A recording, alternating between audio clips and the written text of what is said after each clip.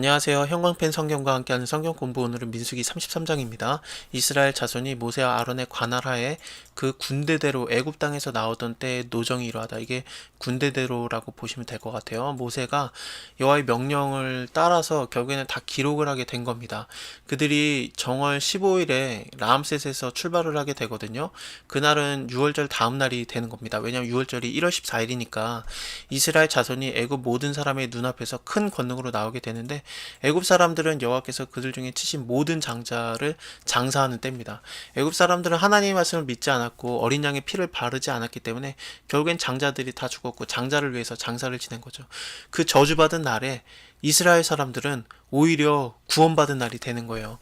신약에서도 나오게 되잖아요. 우리가 예수 그리스도를 믿게 되면은 구원을 받는 거고 아들을 믿지 않으면은 그들은 믿지 않은 거로 벌써 저주를 받은 것이다. 그렇게 나오지 않습니까? 그런 그림이 그려지는 겁니다.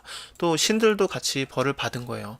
우리가 출애굽기 할 때 같이 봤었죠. 10가지 재앙이 단지 그런 재앙으로 끝났던 게 아니라 애굽 사람들이 믿던 신들이 죽어나가는 거였어요. 뭐 나일강도 신이었고요. 그들에게는요.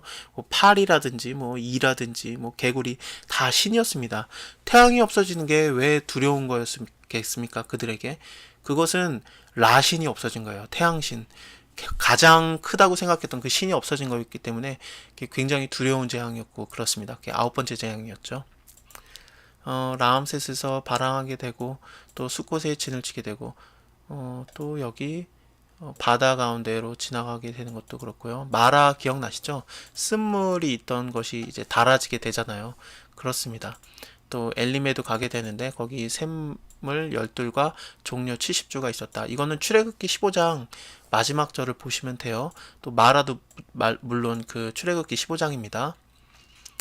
또 여기저기 진을 치다가 또 신광야에 진을 치게 되는데 이것은 출애굽기 16장이고요. 또 르비딤에 진 치는 것은 여기 마실물이 없었었는데 이건 출애굽기 17장입니다. 신의 광야는 19장이고요. 신의 광야에서 하나님께서 굉장히 그 빽빽한 구름이 막 임하잖아요. 그 산에. 다 기억나시죠? 여기서 뭐 십계명도 받고 그랬었습니다. 신의 산에서요. 기브론 핫다와 이거는 탐욕의 무덤 민수기에서 나오게 됩니다. 민수기 11장에서 이스라엘 사람들이 막 그 원망을 하죠.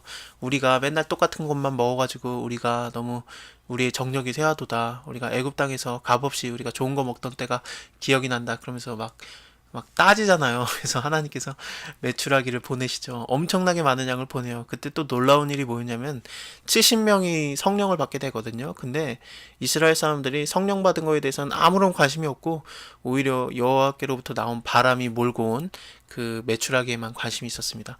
그 사람들이 막 주워대게 되는데 요즘 사람들이 많이 그걸 계산을 해봐요. 그래서 어떻게 주웠는가 그랬더니 1초에 3마리씩 그러니까 한 손으로 팍팍 짚는 거죠. 그러면서 1초에 3마리씩 쉬지 않고 36시간 정도를 주웠다. 그렇게 보고 있습니다. 엄청난 탐욕을 부렸기 때문에 하나님께서 또 거기서 많은 재앙을 내리세요. 기브로 핫다와도 나오게 되고 그렇습니다. 자, 여기에 나오는 것들은 잘 눈에 안 익잖아요. 뭐 분해 아간이라든지 뭐 홀하기갓이라든지 이런 거 잘 모르던 거죠. 왜냐하면은 이게 성경에서는 삭제가 된 39년 정도 기간이 있잖아요. 이스라엘 사람들이 그 12명의 지파가 한 명씩 뽑아가지고 보고 오게 되죠. 가나안 땅을 보고 왔었는데 막 두려우면서 우리는 못 간다. 우리가 할 수가 없다. 막 그렇게 해서 결국에 하나님께서 1세대들 너는 다 죽게 될 것이다 그랬고 그리고 어떻게 죽은 자들을 관리해라. 그들을 죽은 자들을 어떻게 죽은 자들을 만진 자가 어떻게 정결하게 되는 거 2세대들만을 위한 그런 법만 주시고 결국에는 거의 39년간의 기록이 없어요. 그때 옮겨 다닌 곳이기 때문에 우리가 잘 눈에 안 익은 겁니다. 그렇습니다. 자, 여기 가데스에 진을 치게 되고 가데스에서 발행해서 에돔 국경 호르산에 이르게 됩니다. 가데스에서 미리암이 죽었습니다. 모세의 누나가요. 자, 여기 에돔 국경 호르산에 진을 치게 되는데 이 호르산에서 결국에는 아론이 죽게 되죠. 이스라엘 자손이 애굽 땅에서 나온 지 40년 5월 1일에 제사장 아론이 여호와의 명으로 호르산에 올라가서 거기서 죽게 되었습니다. 그의 나이가 123세였습니다. 가나안 땅 남방에 거한 가나안 사람 아랏 왕이 이스라엘의 옴을 들었다. 그리고 또 여기 진치는 것들이 또 계속해서 나오고 있습니다. 요단강에도 가게 되고요. 여리고 맞은편 요단강 모압 평지에 여호와께서 모세에게 일러 가라사대 이스라엘 자손에게 말해서 그들에게 이르라 너희가 요단을 건너 가나안 땅에 들어가거든 그 땅 거민을 너희 앞에서 다 몰아내라 그 새긴 석상과 부어 만든 우상을 다 파멸하며 산당을 다 회파하고 그 땅을 취하여 거기에 거하라. 지금 그 가나안 땅 약속의 땅에는 우상이 막 완전히 들끓는 그런 겁니다. 근데 하나님께서는 이제 거기 들어가게 되면은 다 그것들을 없애고 내가 그곳을 너에게 주었다. 너희 가족을 따라서 그 땅을 제비를 뽑아서 나눠라. 수가 많으면은 많은 기업에게 주고 적으면 적은 기업에게 주고 제비를 뽑힌 대로 그 소유가 될 것이다. 너희 열조의 지파를 따라서 기업을 얻을 것이다. 너희가 만일 그 땅의 거민을 너희 앞에서 몰아내지 않으면은 너희가 남겨둔 자가 너희 눈의 가시와 너희 옆구리를 찌르는 것이 될 것이다. 너희 거하는 땅에서 너희를 괴롭게 할 것이다. 나는 그들에게 행하기로 생각한 것을 너희에게 행하리라.